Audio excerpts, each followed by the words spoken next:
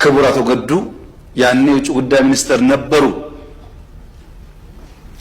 ከአንዴም ሁለቴ ኤርትራ ልኬያቸዋለሁ። የላኳቸው የትግራይን ህዝቤን አታገሷቅሉ፣ ሀብቱን አትዝረፉ፣ ጸቡ ከቲፒኤልኤፍ እንጂ ከትግራይ ህዝብ አይደለም የሚል ነው። አቶ ገዱ አሁን እኛ ጋር የሉም፣ ግን ክር አላቸው፣ ህሊና አላቸው። ዛሬ ቢደብቁ በታሪክ ውስጥ ይወጣል።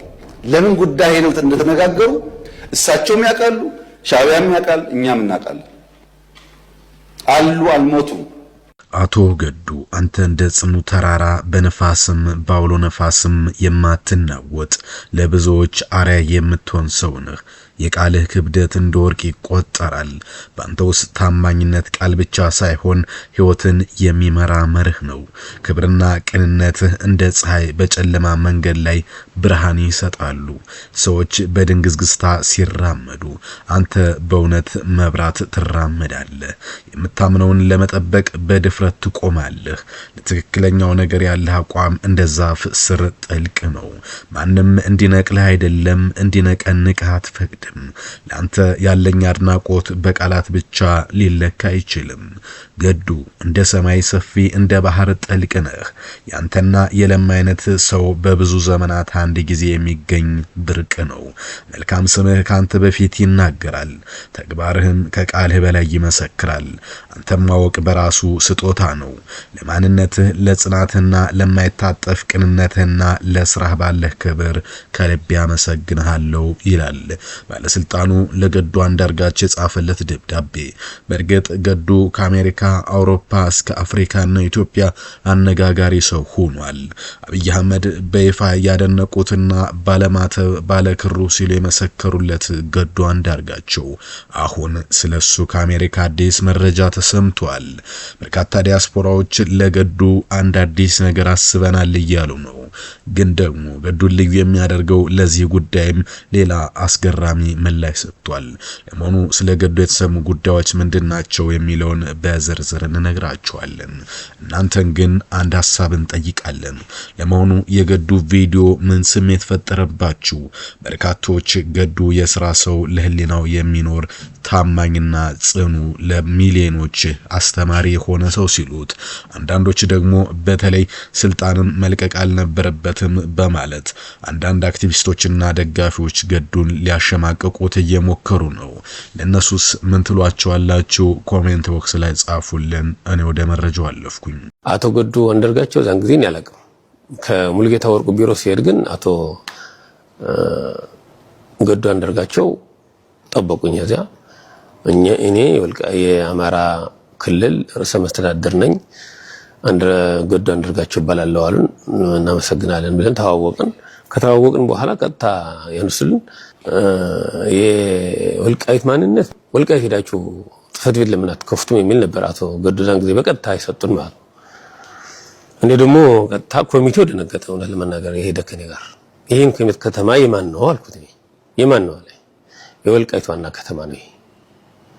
እኛ ህገ መንግስቱ እንኳን ጎንደር፣ ሱዳንም አዲስ አበባም ጽሕፈት ቤት ብንከፍት መብታችን ነው። እኛ ነፍጥ ይዘን አይደለም ማንነት የጠየቅነው፣ ህገ መንግስት ይዘን ነው የጠየቅነው። ስለዚህ መብታችን ነው፣ ማንንም ከዚህ አያስነሳንም ብለን የሆነ ምሳሌ ሰጠኋቸው። በዚህ ኋላ አቶ ገዱ በጣም ገርሟቸው ብዙ ንግግር ሳይናገሩን በቃ በሉ ከተማው ጸጥታ ተዋወሩ ጨርሰናል አሉ። ፖለቲካ ውስጥ መሳተፍ ብዙ ጊዜ ለአንድ ሰው ብቻ የሚመጣ አደጋ አይደለም። እስርና ስደት በፖለቲከኛው ላይ ብቻ አይቆምም፣ ወደ ቤተሰቦች ጓደኞቹ ጋር ይዘልቃል ይላል ባለስልጣኑ ለገዱ አንዳርጋቸው በጻፈው ደብዳቤ። ይህ ሁኔታ ሰዎች ሐሳባቸውን እንዳይገልጹ፣ ስህተትን እንዳይነቅፉና የህዝብ ጉዳይ ላይ እንዳይሳተፉ ፍርሃት ውስጥ ያስገባቸዋል። ይህም ሆኖ ሳለ ያመኑበትን በድፍረት የሚናገሩ ሁል ጊዜ አሉ። ነገር ግን ማንም ሰው በሰላማዊ መንገድ ሐሳቡን የመግለጽ የመተቸትና ህዝብ ጉዳይ የመሳተፍ መብት ሊኖረው ይገባል። ፖለቲካ ልዩነት ወንጀል መሆን የለበትም። የተለየ አመለካከት ያለውን ሰው ጠላት ብሎ ማሰርና ማሳደድ እንዲሁም መፈረጅ ሕግን፣ ፍትህና የሰውን ክብር ያዳክማል። ልዩነትን በውይይት እንጂ በስርና በኃይል ማስተናገድ የለብንም ይላሉ ቀድሞ ባለስልጣን ዮናስ ዘውዴ። እኔ የማደንቀው ሰው ከቃሉ የማይለይን ሰው ነው። መጽሐፍ ቅዱስ እውነት እንደ ቀበቶ ይሁንላችሁ በሚል የሚያስተምረውን በህይወት የበሰለ ሰው ደስ ይለኛል። ከነዚህ አንዱ ገዱ አንዳርጋቸው ነው ይላል። አቶ ገዱ እንዳይሸማቀቁ ይበርቱ። ስራ ያስከብራል እንጂ አያሳፍርም። አሜሪካ በ250 ዓመት ነው የሆነችው ቢባል ማን ያምላል? መማር ብቻ ሳይሆን መስራትም ያስከብራል የሚለውን እንጨምርበት። ይህ በእርግጥም የእርሶ ጉዳይ አስደናቂ ነው ይላል። በእርግጥ የአቶ ገዱ አንዳርጋቸው ሰርቶ መብላት የሚያሳፍር የሚመስላቸው አሉ። ግን መንግስትን ኮንዶሚኒየምና ቁራሽ መሬት ሲለምኑ ደጅ ሲጠኑ የሚውሉ አሉ። አበል እየተቀበሉ ክብራቸውን የሚሸጡ ከክብር አልፎ የኢትዮጵያ ስነ ልቦናና ስሜት የሌላቸው ብዙ ናቸው።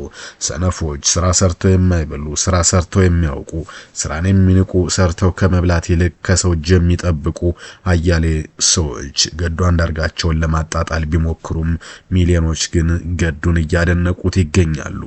ገዱ የንጹህ ሊና ውሃ ልክ የታማኝነት ጥግ ዶክተር ገዱ አንዳርጋቸው አለነ ለረጅም ዓመታት ያውም ከ20 ዓመታት በላይ በከፍተኛ የመንግስት ባለስልጣን ነበር። ከሀገሪቱ ትልቅ ከተባለ ክልሎች አንዱን የመራ ነበር።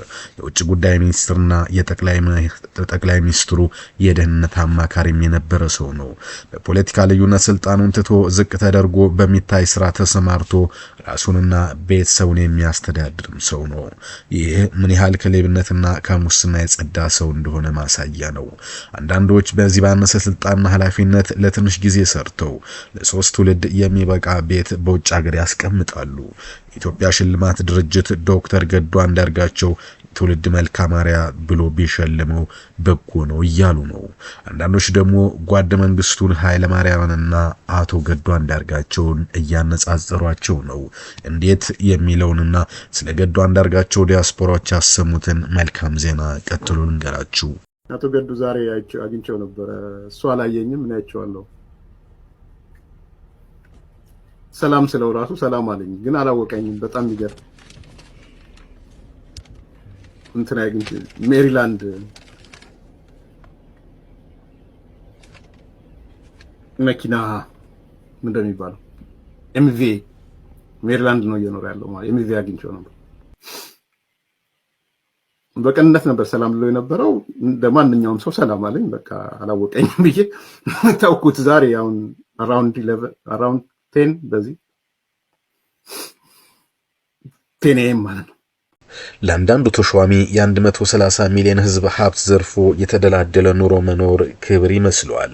የመጨረሻ ውርደት ከሰው ከድሃ ህዝብ ጉሮሮ ላይ መዝረፍ ነው። ጓድ ሊቀመንበር መንግስቱ ኃይለ ማርያም የሚደነቁት ያን ያህል በስልጣን ኖረው 5 ሳንቲም ከሀገር ይዘው አለመውጣታቸው ነው።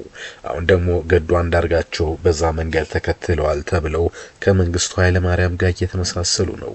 ከመለስ ሞት በኋላ እስከ ዛሬው ዕለት ድረስ በባለስልጣናት ተዘርፎ ወደ ውጭ ወጣ ኢትዮጵያ ሀብት ከ100 ቢሊዮን ዶላር በላይ እንደሆነ ጥናቶች ያሳያሉ። ይህ በጥቂት ባለስልጣናት የተዘረፈ ሀብት እንደ አባይ ፀሐይና ስዩም መስፍን ባሉ ባለስልጣናት ሳይበሉት ቢሞቱም ሌሎች እንዳይጠቀሙበት በከንቱ ስዊዝ ባንክ መቅረቱ ይነገራል። ይህ ሁሉ ቢሆንም ዶላር ከኢትዮጵያ ተዘርፎ መውጣቱ ከ90 ሚሊዮን በላይ ኢትዮጵያ ህዝብ በቀን አንድ መብላት እየከበደው በድህነት እንዲማቀቅ አድርጎታል። እናም ስልጣን ተገና አድርጎ ከድሃ ህዝብ ጉሮሮ እየነጠቁ ሀብት ማከማቸት ወራዳ ተግባር ብቻ ሳይሆን አሳፋሪም ጭምር ነው የሚሉ ሰዎች አቶ ገዱ አንዳርጋቸውን ልናቋቁመው ይገባል እያሉ ነው። በእርግጥም እሱ ጎፈንድሚ ብቻ አይደለም ከዛም ከፍ ባለ ሁኔታ እንዲሰራ እናደርገዋለን በሚል ዲያስፖራዎች መልካምና አስደሳች ዜና ከአሜሪካ ሰምተዋል። ዲያስፖራዎች እንደሚሉት ገዱ ለሀገር ብዙ ሰርቷል። ከፍ ማለት ይህ በአቶ ገዱ አንዳርጋቸው የቀድሞ ፖለቲካ አቋም የመስማማት ያለ መስማማት ጉዳይ አይደለም ብለዋል ዲያስፖራዎቹ። አቶ ገዱ የሀገር ሉዓላዊነትን ንቀው ለግብጽ መረጃ ሽጦ መኖርን አልመረጠም። ትላንትን ቸል ብሎ ክብራቸውን አስጠብቀውና ጠብቀው የውስጥ ሰላም የሚሰጥ ምርጫን መርጠው እንደማንኛውም እንዲሁም ጀማሪ ስደተኛ ከታች በመነሳት ሰርቶ ለመኖር መወሰናቸው የሚያኮራ ነው ይላሉ። ገዱ አንዳርጋቸው አሁን በታይሰን ኮርነር ማክሊን ቨርጂኒያ ቲዮል ኦክስ ፓርኪንግ በተባለ ድርጅት 15 ብር በሰዓት እየተከፈላቸው ይህንን ስራ እየሰሩ ይገኛል። ይህ ደግ ነው፣ ሐቀኛ ነው። የመንግስት ስልጣን ልክ እንደ ተራ መንግስት ስራ በደሞዝ ብቻ የተዳደረ እንደ አፍሪካ ባለስልጣን ስልጣን ላይ ሲወጣ ለልጅ ልጅ የሚሆን ገንዘብ ወደ ዓለም ባንክ ያላሸሽ ህሊና ሽጦ የህዝብ ገንዘብን ከማጋበስ ይልቅ ለህሊናው መርጦ ለመስራት ያረፈ ግን ትንሽ ሰርቶ ደህና የሚተኛ ጋሽ ገዱ አንዳርጋቸው ዶክተር ገዱ አንዳርጋቸው ለአፍሪካም ድንቅ ትምህርት ስለሆነ ዲያስፖራዎች በጎፈንድሚ ከፍተኛ ድጋፍ ሊያደርጉለት እንቅስቃሴ ጀምረዋል። ግን ልብ የሚነካው ነገር ገዱ ለዲያስፖራዎች የሰጠው ምላሽ ነው። በበርካቶች ዘንድ የሚደነቁት ግን ደግሞ በአንዳንዶች ዘንድ የሚተቹት ገዱ አንዳርጋቸው አሁን በዓለም ላይ መነጋገሪያ ሆኗል። ትልልቅ መገናኛ ብዙሃንም እርሳቸውን እየዘገቡት ነው። አንዳንዶች የገዱ አንዳርጋቸው ንጹህ እንጀራ እያሉት ነው። ከመሸ ፌስቡክ ላይ የቀድሞ የአማራ ክልል ፕሬዝዳንት ኋላ ላይ የኢትዮጵያ ውጭ ጉዳይ ሚኒስትር ሆነው ያገለገሉት ዶክተር ገዱ በአገር አሜሪካን የፓርኪንግ ስራ ሲሰሩ የሚያሳየው ቪዲዮ ከተቀረጸ በኋላ ቪዲዮ ለምን ዓላማ ተቀረጸ የሚለውን ጥናት እየተደረገበት ነው። አንዳንዶች ገዱ እንደዚህ ዝቅ ብሎ እየሰራ ነው የሚል ትምህርት ለማስተማር ነው ቢሉም ሌሎች ግን ለማሸማቀቅና ሌሎች ባለስልጣናትም ተከታታይ መንገድ ከመከተል ይልቅ ሽሩሩ ብለው የታዘዙትን ሰርተው እንዲኖሩ ለማድረግ ነው ይላሉ። ይሁንና ግን አይደለም የአንድ ክልል ፕሬዝዳንት አይደለም የውጭ ጉዳይ ሚኒስትር የነበረ ሰው ይቅርና ተራ ገቢዎችና የጉምሩክ ሰራተኛ እንዲሁም በተለያየ መንግስት ቢሮዎች ያሉ ኃላፊዎች ዱባይ ውስጥ ቪላ በሚገዙበት ዘመን ተራ ባለስልጣን በዘመድ አዝማዱ ሚሊዮኖች በባንክ በሚያስቀምጥበት ጊዜ የሀገር ሀብት በውጭ ባንኮች የሚያስቀምጡ ልፍ ባለስልጣን በታየበት ዘመን ልጆቻቸውን በአውሮፓና አሜሪካ የሚያስተምሩ ሰዎች በሞሉበት ወቅት ገዱ አንዳርጋቸው የሚባል ሰው ፓርኪንግ እየሰራ ይገኛል ቢባል የማይገረም የለም እየተባለ ነው። አቶ ገዱ ስለሚያራምደው ፖለቲካዊ አመለካከት ሆነ ሌላ ነገር ግድ የለንም የሚሉት ጸሐፊዎች በስልጣን በነበረበት ጊዜ ከዚህ ሀገር ሳይዘርፍ በመኖሩ ግን በአክብሮት እጅ ለመንሳት እንገደዳለን ብለዋል። ማንም ሰው ይህንን ለማድነቅ አይችልም። አቶ ገዱ ቢፈልግ ይህ በአሜሪካ ባንኮች 100 ሚሊዮኖችን ማስቀመጥ ይችል ነበር። ሆኖም አላደረገውምና ዛሬ ላይ ፓርኪንግ ተቀጥሮ እየሰራ ህሊናው ሳይወቅሰው የሰላም እንቅልፍ ተኝቶ ያድራል። እሱ ብቻ አይደለም፣ ልጆቹም የገዱ አንዳርጋቸው ልጆች በመሆናቸው እየተከበሩ እድሜ ዘመናቸውን ሳይሳቀቁ መኖር ይችላሉ ብሏል። ይህንን ለማድረግ እንግዲህ ዲያስፖራዎች ያደረጉትን እንቅስቃሴ ነው። እናም ለዚህ እንቅስቃሴ ገዱ የሰጡት ምላሽ ልብ የሚነካ ነው ተብሏል። አቶ ገዱ ለታደርጉልኝ ስላሰባችሁት ድጋፍ አመሰግናለሁ። ድጋፉ አያስፈልገኝም፣ እኔን ትታችሁ የህሉና ትግሉን ደግፉ ብሏል ተብሎ በማህበራዊ ሚዲያ ዜናዎች እየተሰራጩ ነው። ይህም ሌላ የታላቅነት መገለጫ ሲሉ በርካቶች እያሞካሹት ይገኛሉ። ቀሮቹ የህይወት ዘመን ህዝብ ለዳግም ባርነት አልደረግም በሚለው ንግግሩ የሚታወቀው ገዱ ይሄ አንጀት አረስና ታሪካዊ ንግግር የህዝብን ስሜት የሚወክል የአንድን እውነተኛ የፖለቲካ መሪ ህሊና ልልና የሚያሳይ ነው። የማለታቸው ለጊዜያዊ ስልጣን ጥቅም ሳይሆን ለእውነት ለህዝብ የቆሙ መሆናቸው በተግባር ያረጋገጠ ነው ተብሏል። በርግጥ ገዱ ከአብይ ጋር ባለመግባባት በኋላ ላይ ሀገራቸውን ለቀው ቢሄዱም ዶክተር አብይ ግን ምስክርነት ጠርተዋቸዋል።